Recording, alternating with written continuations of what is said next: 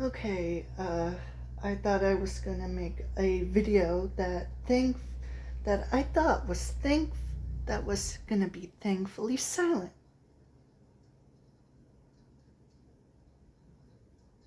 Never mind. I don't know if this is just gonna happen where construction just so happens to be heard outside my house at certain moments.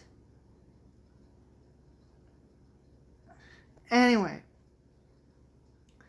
so if you saw my two videos, one of them being, I'm pretty sure that FNAF 1 takes place in 1993 regardless of the paycheck, of the date, the like the month, and I just really don't see FNAF 1 taking place in 1989 or even 2003. Like, just no. No. No. No. Absolutely not. I would find it to be rather impossible. And that I don't know what to tell you about it. Really.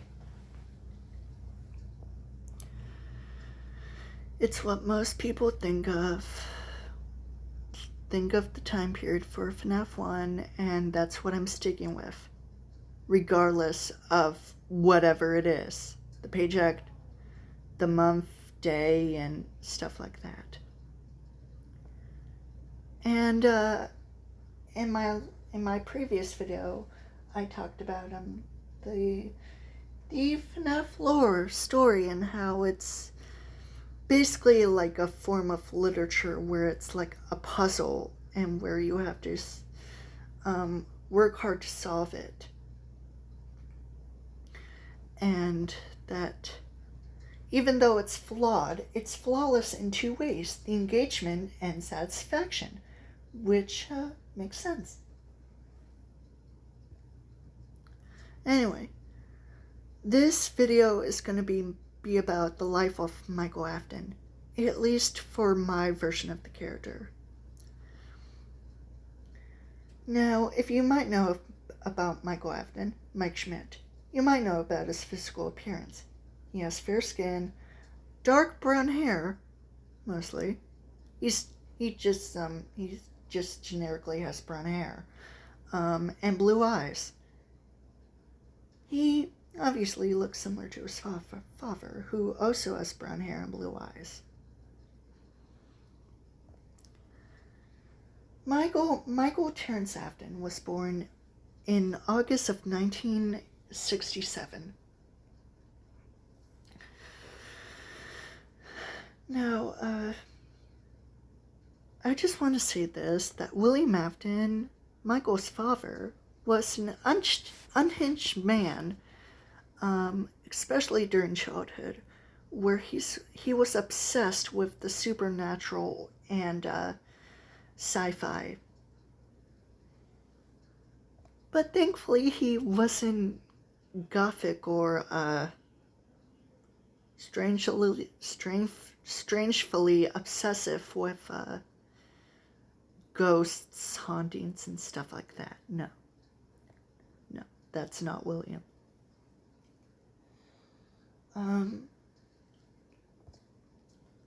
I saw from the Unwithered Truth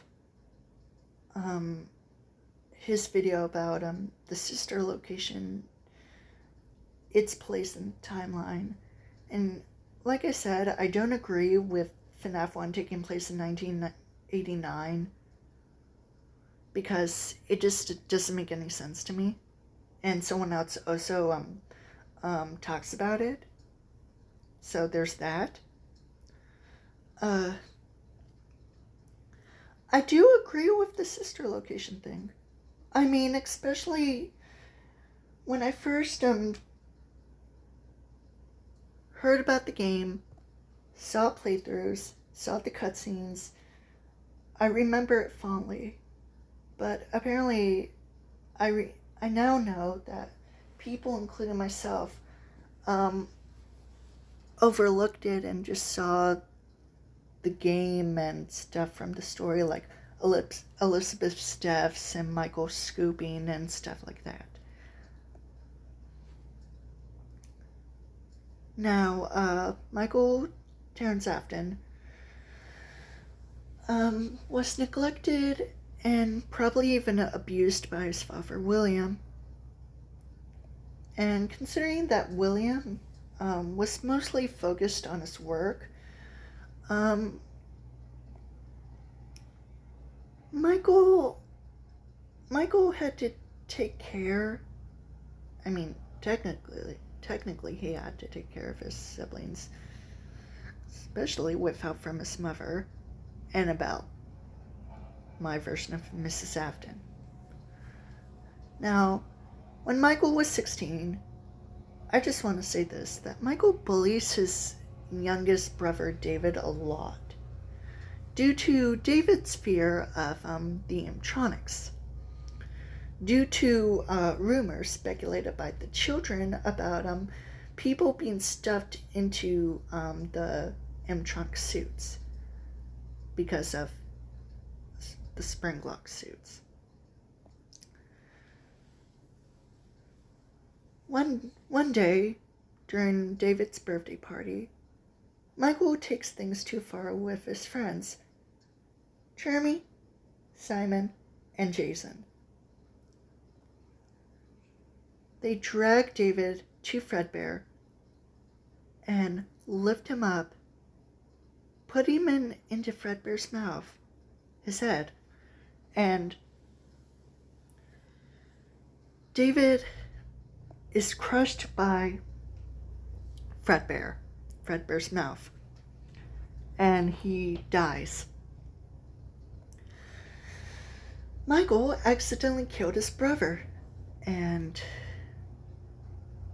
it's unknown what happens, but basically William becomes absolutely disappointed in his family and angry that his rival / friend's creation killed his son. So, one night in October, probably during Halloween, Henry's daughter, Charlotte, is being bullied by a couple of kids, and they lock her out outside. William, drunk and angry due to jealousy, decides that it's the perfect opportunity to kill his friend's daughter.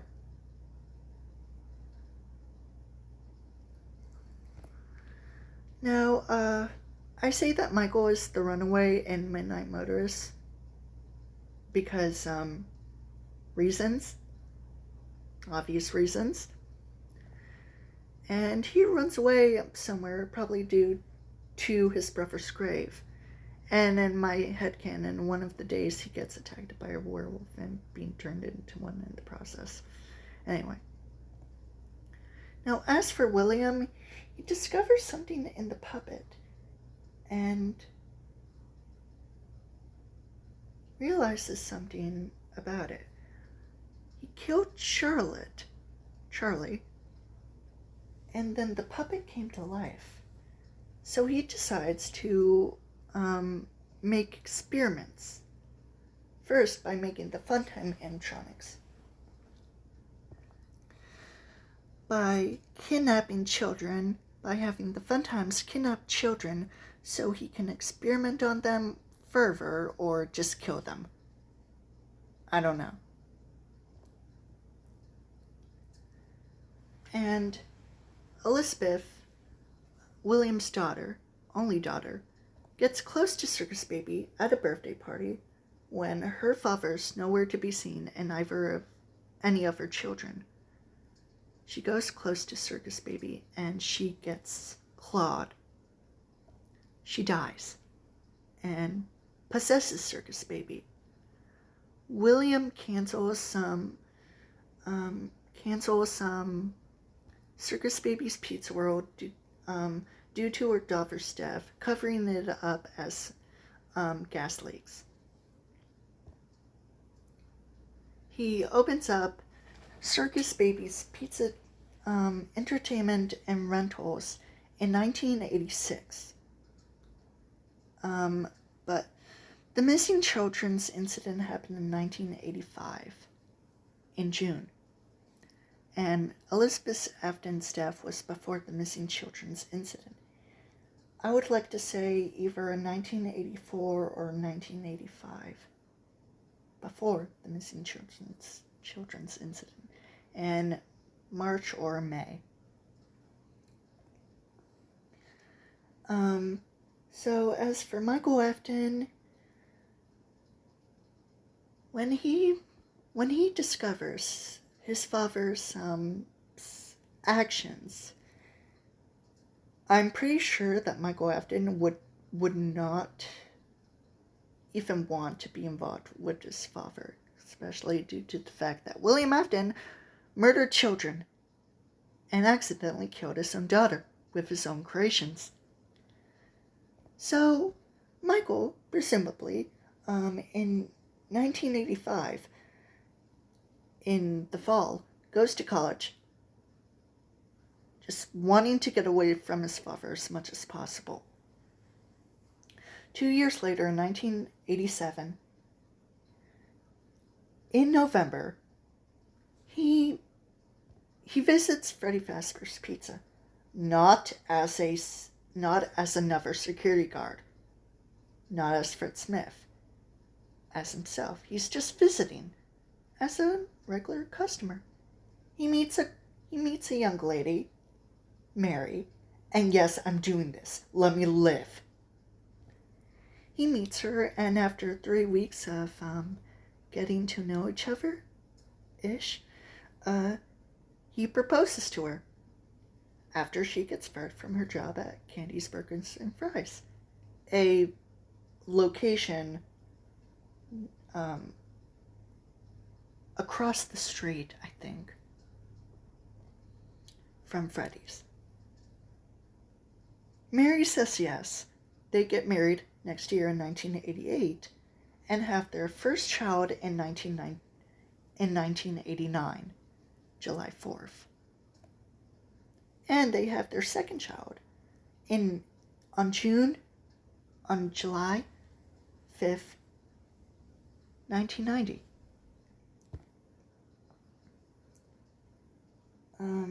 And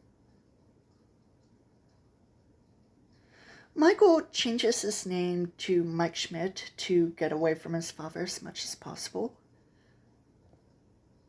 He marries Mary and changes his last name to hers to get away from his father. And I'm still saying that FNAF 1 takes place in 1993, and the reason why Mike Schmidt got a job as a night guard in the first place was not because of his father, but because Mike just wanted a free pizza. Probably. I mean, who wouldn't want a free pizza? 2 years later in 1995, when Freddy Fazbear's Pizza was closed and abandoned, William Afton decides to go day by day dismantling the animatronics, taking their endoskeleton and probably melting them for unknown reasons. Don't ask. And becoming Springtrap in the process, being trapped in the safe room by the ghost children, and yeah. Anyway, that's all for this video. I hope you enjoyed it or not. Bye.